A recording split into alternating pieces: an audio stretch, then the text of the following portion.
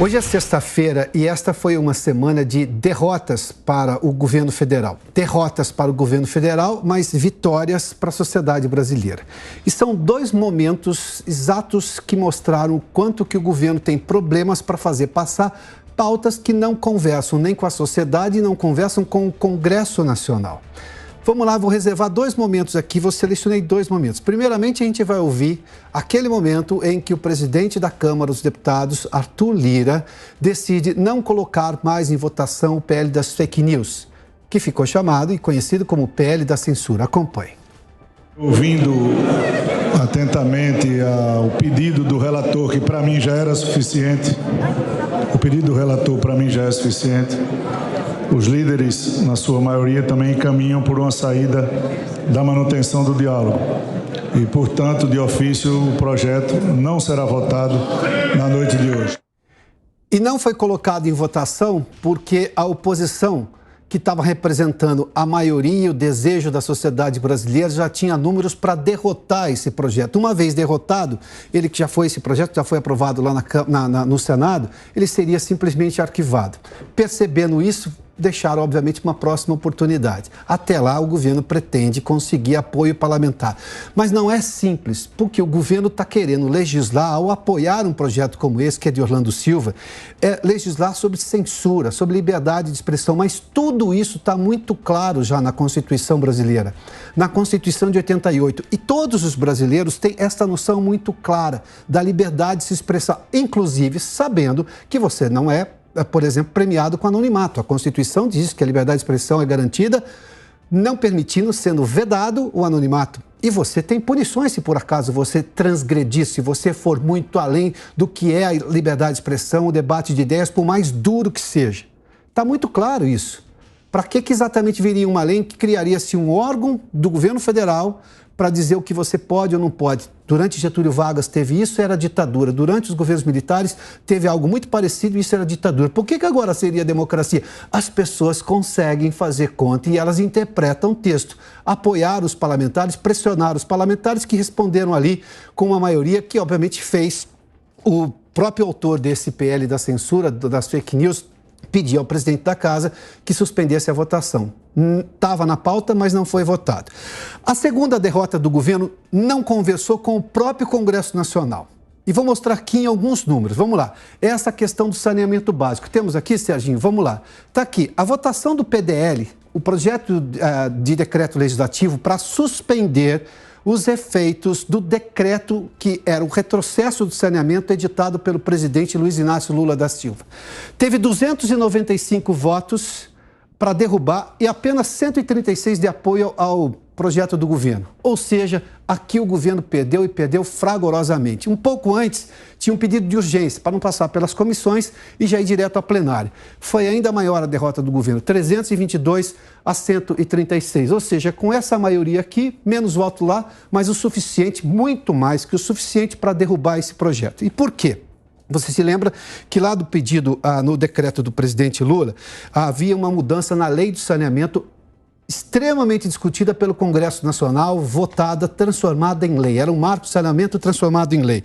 As empresas estaduais, boa parte delas extremamente ineficiente, ganhariam mais um prazo para mostrar competência e capacidade financeira, além do que também poderiam participar de processos de entrar e fazer o saneamento em algum lugar sem licitação. As empresas estaduais estão aí há quantos anos?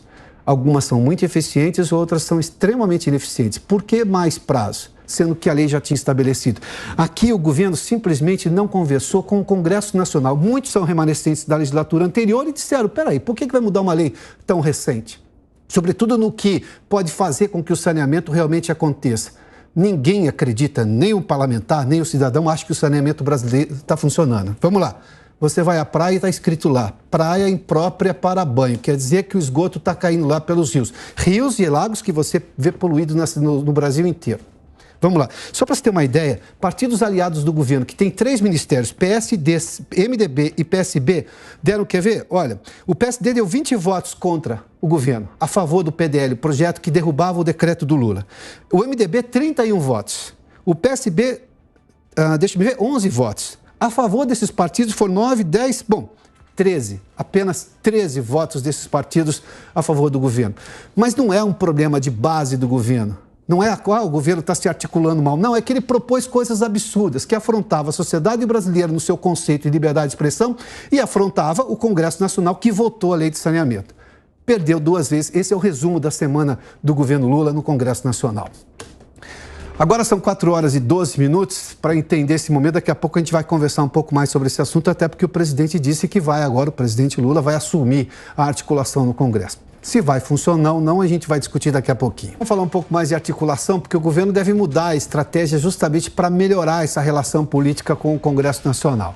A Yasmin Costa acompanha toda essa movimentação, vai nos trazer mais detalhes aqui, porque, claro, tem ministros pressionados. Eu fiz menção só na questão aí desse PDL, o projeto de decreto legislativo para derrubar o decreto do Lula, que era um retrocesso em relação ao saneamento. Para se ter uma ideia, o PSD, que tem 3 ministérios, deu 20 votos para derrubar o decreto do Lula e aprovar, obviamente, o projeto de decreto legislativo. O MDB, 31 votos, só um votou com o governo. O PSB, que é o partido do vice-presidente Geraldo Alckmin, deu 11 votos para derrubar o decreto do presidente Lula. Só 3 a favor. E todos eles têm 3 ministérios na esplanada. A relação está ruim, mas também o que está sendo proposto está um pouco pior. É mais ou menos por aí, né, Yasmin? Bem-vinda. Exatamente, Piotr. Mais uma vez, boa tarde para você, para todo mundo que está com a gente. E aí, diante de toda essa articulação, vamos dizer, fracassada, o próprio presidente da República disse que vai se colocar diante dessa negociação. Ele que vai fazer essa negociação direta aqui com o Congresso Nacional a partir da semana que vem. E aquela liberação de emendas também deve continuar, porque nunca parou e agora a tendência é que ela continue, agora favorecida pela presença do próprio presidente da República, que vai estar diante desses acordos, dessa relação mais aproximada aqui com o Congresso Nacional, justamente por conta dessas derrotas que vieram ao longo dessa semana. E vale lembrar, temos 37 ali ministérios, tem um ministro que cuida dessa parte da articulação política, que é justamente o ministro das Relações Institucionais, Alexandre Padilha, que levou ali um puxão de orelha público indiretamente do presidente da República, quando eles relançaram o Conselhão. O presidente da República disse o seguinte, que se Padilha se empenhasse tanto quanto ele se empenhou para organizar o Conselhão, a vida estaria muito mais facilitada aqui dentro do Congresso Nacional. Deu uma alfinetada ali para que Alexandre Padilha trabalhe. O que a gente conseguiu apurar, inclusive? Que o nome do próprio ministro Alexandre Padilha já começa a ser questionado. Ele pode, de repente, ter uma queda aí desse ministro das Relações Institucionais que é deputado federal e está licenciado como ministro. Na semana que vem, a ideia é que o presidente da República faça reuniões com membros ali, presidentes e líderes partidários desses 4 partidos aí que deram votos contra aqui dentro da Câmara, contra o Palácio do Planalto. Quais partidos? MDB, PSB, PSD e o União Brasil, justamente para cobrar uma maior fidelidade, já que esses partidos têm cargos na Praça dos Três Poderes, têm ministério, na esplanada dos ministérios, melhor dizendo, tem ministérios e aí não estão sendo fiéis ali, estão dando votos contra o Palácio do Planalto. E a ideia é essa, que na semana que vem o presidente Lula comece a articular. Vale lembrar, os próximos passos aqui, próximas votações, são também muito importantes e cobiçadas pelo Palácio do Planalto. A primeira, que deve ser aí até o final da primeira quinzena, deve entrar no radar aqui da Câmara dos Deputados até o final da primeira quinzena de maio, é justamente o arcabouço fiscal.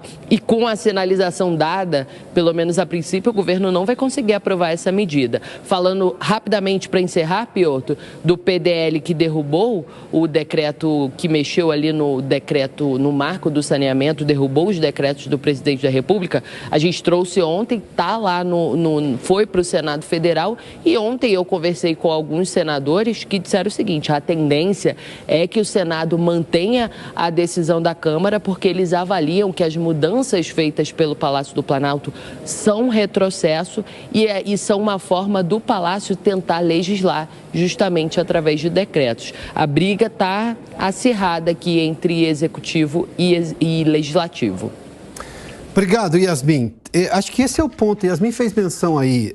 Eu estou dizendo aqui também dessa questão de ir contra a lógica, não somente de você trazer um retrocesso no caso do saneamento, como também legislar sobre algo que o Congresso já havia legislado poucos anos atrás. Vamos discutir tudo isso agora com o Mário Sérgio Lepre, que é cientista político da PUC do Paraná, nosso convidado aqui. Mário Sérgio, seja bem-vindo. Boa tarde a você. Boa tarde, Piotr. Boa tarde a todos os telespectadores da Jovem Pan. Mário Sérgio, vou direto na pergunta objetiva. Você acha que é falta de articulação ou o que o governo está propondo é absurdo, por isso que ele perdeu? Tanto na suspensão da votação em relação àquele projeto da censura, o PL das fake news, quanto agora na questão do saneamento, que o Congresso, obviamente, já tinha discutido poucos anos atrás, foi um avanço e o que o governo estava propondo era um retrocesso. Basta entender o mínimo daquele assunto e ver o que o governo estava propondo. Onde é que está o problema? É a articulação ou o que está sendo proposto não tinha como fazer milagre? As duas coisas, né, Piotr? Agora, o que a gente tem que entender é o seguinte: no caso desse projeto de decreto legislativo que está na Câmara dos Deputados, esse projeto de decreto legislativo ele tramitou e veio rapidamente, né? Então, isso significa que o marco do saneamento é algo que, pelo menos na visão do Arthur Lira, que tem a ver com a pauta econômica, Piotr. Então, a pauta econômica é algo que o Arthur Lira ele tem um certo cuidado em relação a isso. E ele havia negociado, ele tentou antes, né, porque, veja, as pautas da Câmara dos Deputados dependem muito do Arthur Lira. Então, para que entre na agenda, para que seja discutido, isso o Arthur Lira quem vai trazer isso para a discussão, né? Mas ele, antes de colocar em votação, ele tentou a conversa com a articulação do governo. E aí percebeu-se que não havia o interesse em tentar trazer a discussão para um ambiente de negociação que pudesse evitar o PDL. E aí, obviamente, ele enfrentou. Ele colocou em votação, por quê? Porque a pauta econômica, esse é o primeiro ponto. A pauta econômica ela é muito sensível para o Congresso Nacional. Então, o Congresso Nacional me parece que não vai deixar o negócio descambar para o lado que o governo deseja. Já o projeto das fake news, aí já é uma outra situação. Aí é uma pressão da sociedade muito forte. Sim. Então, a pressão da sociedade muito forte é que resultou nesse rearranjo que acabou fazendo com que, se fosse a voto, não foi, mas se fosse a voto, o governo perderia. Sim. Então, essa é a questão interessante aí. Num caso, a pauta econômica, que me parece que o Arthur Lira está alinhado com a modernidade, e, num outro lado, aí, uma discussão da força da sociedade, que impediu, né, a tramitação. Mário, pegando esse seu argumento, eu vou aplicar agora para uma outra discussão muito intensa que haverá sobre a questão do arcabouço fiscal. Com o Congresso sensível à questão econômica e não querendo deixar que se reproduza a tragédia do governo Dilma, que só aumentou gastos sem trazer condições de receita, sobretudo o que eu chamo da receita mais saudável, que é com crescimento econômico, isso tende também a ter dificuldade na Câmara, por mais que o governo ache que tem ali uma interlocução com Arthur Lira, ele vai dizer, tudo bem, o arcabouço passa, mas vai passar com muitas alterações. E aí vai tirar o protagonismo do governo em relação a esse assunto? Com certeza. Por quê? Porque nesse ambiente de mudanças tributárias, essas questões são muito sensíveis, Piotr. Sim. E o Congresso Nacional, nessa pauta, me parece que, mesmo tanto a Câmara quanto o Senado, eles não vão facilitar a vida do governo. Agora, outros assuntos, talvez aí a possibilidade do governo negociar um pouco mais, liberar mais emendas, né, trazer mais deputados, de repente o próprio ministro, né, o Padilha, né, que a Yasmin citou aí agora há pouco, sim, é responsável por algumas coisas. Então, de repente, o Arthur Lira, observando isso, ele vai, sem dúvida alguma, conversar com o governo para ver se alguém pode ser trocado ali. Isso pode acontecer, no sentido de um homem que tem uma interlocução forte com o próprio Arthur Lira, ou seja, um homem do Arthur Lira. Por quê? Porque a gente não adianta, porque o Congresso Nacional tem muita força, Piotr, a gente tem que entender isso, sim, tá? Claro. E eu digo até, Piotr, vamos mais longe ainda, né?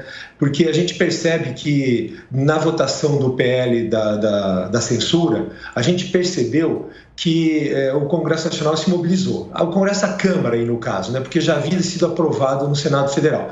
A Câmara se mobilizou, ela foi instigada pela sociedade, isso é importante, e porque ela ressona a sociedade. Porque quem representa o cidadão é o Congresso Nacional, Piotr. É isso que é a lógica da Constituição. Então, quando o governo acaba perdendo essa votação, não foi a voto, mas houve uma derrota. Sim, né? Claro. Então, quando o governo perde essa votação, o que acontece? Ele vai e se articula com o Supremo Tribunal Federal para tentar fazer com que essas medidas sejam aprovadas de outra forma, mas qual outra forma? Então, isso que me preocupa muito. Então, essa articulação Poder Executivo, Poder Judiciário, junto com alguns interesses aí, isso é muito ruim. O Congresso não pode deixar isso acontecer, Piotr. Mário, e qual vai ser o papel que você imagina, a diferença especificamente do presidente Lula entrando nessa articulação pessoalmente? Porque ele deixou claro que isso deve acontecer. O ministro dele de articulação não está conseguindo fazer isso daí. Aí você fez menção, inclusive, até as dobradinhas de opiniões políticas parecidas que tem com o Supremo Tribunal Federal. Mas o Congresso tem, pela Constituição, o direito e a prerrogativa, especificamente, de ser ele quem legisla. E, em algum momento, também parece que o Congresso está marcando posição. Qual vai ser o efeito Lula nessa articulação, na sua opinião? O Lula, ele governou lá no começo do século XX com um Congresso Nacional bastante diferente.